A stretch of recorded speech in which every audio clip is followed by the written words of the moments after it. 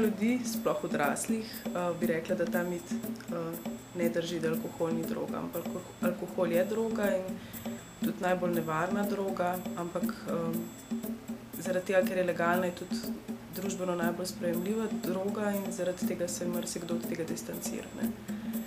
Alkohol je v bistvu zelo prisoten v naši družbi tudi, ne? Marsikje ga vidimo pri nedeljskih kosilih, na žuro zvečer, nekateri zgodaj zjutraj že, kako šilce žganja. Ja, tudi je tako, je v bistvu edina droga, s katero večina ljudi pride v stik prav doma prvič. Ne? Večina mladih prvo alkoholno pijačo popije doma. Kateri človek tudi v bistvu jim starši ponudijo prvi alkohol. Ne? Dostikrat tudi celo malim otrokom dajo alkohol starši, ne? To smo že slišali. Marsikateri starši pravijo, da bi zaspal, ne? Pa da bi se umiril. To je bilo včasih sploh, pravijo, da na Dolenjskem, da je bilo veliko tega. Ne? Malo cvička pa bo.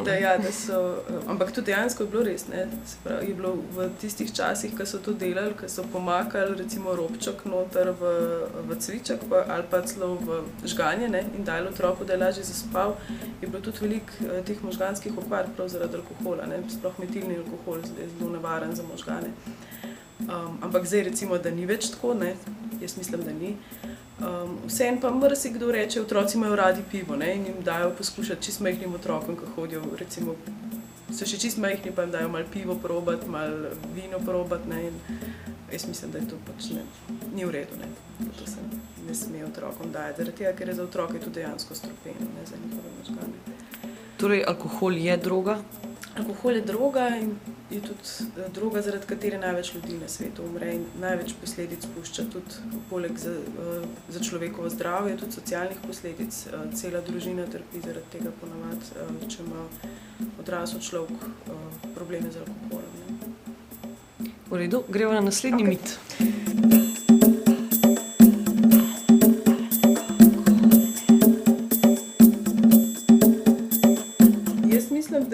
Zdaj bova težko rekla, drži ali pa ne drži, ne? Ampak glede na to, koliko veliko se alkohola uporablja, ne?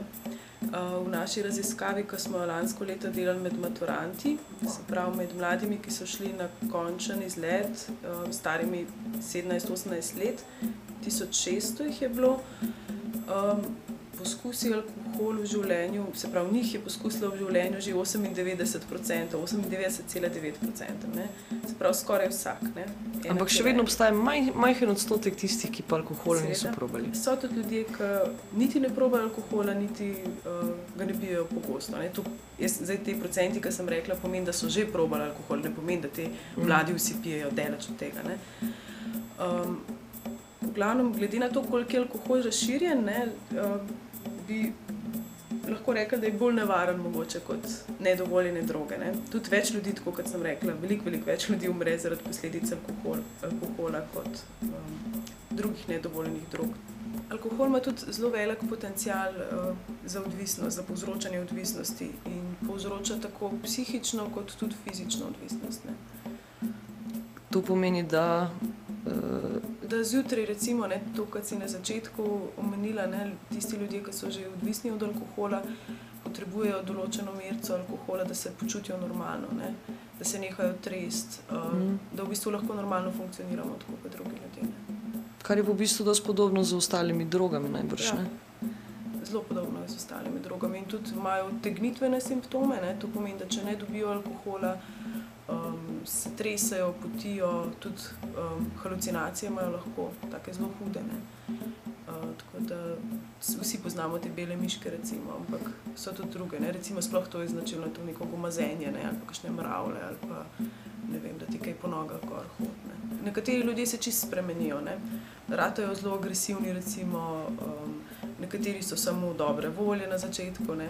Ampak na splošno je pa alkohol droga, ki te sadira, ne, sedativ, ne, te zabije dol, ne, prej ali slej, ne. Tudi če se na začetku ima tak malo rahlo euforičen učinek, ne, se dobro počutimo, nas malo sprosti, ne. Več, ko pa popijemo alkohola, bolj ratujemo tudi telesno uporni, slabše se odločamo, pa tudi bolj zaspani, ne, v končni fazi, ne. Ker tudi recimo predoziranje z alkoholom za strupitev je je možna, ne, in je ponavadi pač, da človek zaspi in je smrt. Ne. Ali ga pa mu po trebuh pumpajo, recimo. Ja, ali pa ne, veliko se jih lahko tudi, v bistvu zelo navaren je tudi recimo, če nekdo, ki se preveč napije alkohola, recimo, kad dol pade, ne, ga treba zmeraj položiti v položaj za nezavestnega, zaradi tega, ker ko bruha, se lahko v bistvu zaduši z lastnim bruhanjem. To je zelo pogosta pa zelo taka zoprna smrt, ne. Se pravi, kaj narediti, ko vidimo pijanega človeka?